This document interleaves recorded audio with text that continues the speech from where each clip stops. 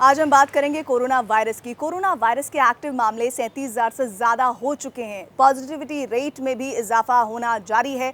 Covid के बढ़ते cases का कारण लोगों की लापरवाही को माना जा रहा है एक बार फिर से, और भारत में कोविड के केस बढ़ने का सिलसिला जारी है।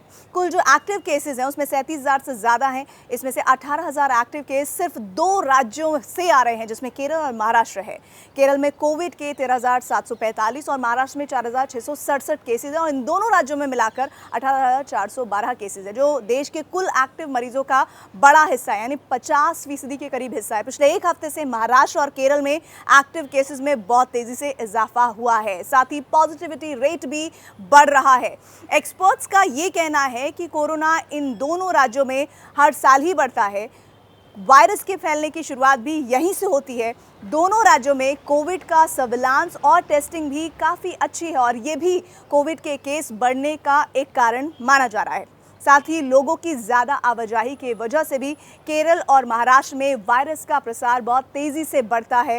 हालांकि ये भी लगातार जो जानकारी आ रही है, डॉक्टर्स मान रहे हैं कि कोविड की अगली वेव नहीं आने वाली है। कुछ केस बढ़ रहे हैं जो जल्द ही कम होने लगेंगे। देश में डेल्टा वेरिएंट के बाद से कोई भी घातक स्ट्रेन अभी तक नहीं आया है, और दूसरी लहर के बाद ये वेरिएंट कम होने लगा था।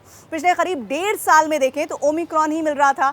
इसके 300 के करीब स्ट्रेन रिपोर्ट में शामिल हुए हैं। इनमें से कोई भी खतरनाक नहीं है।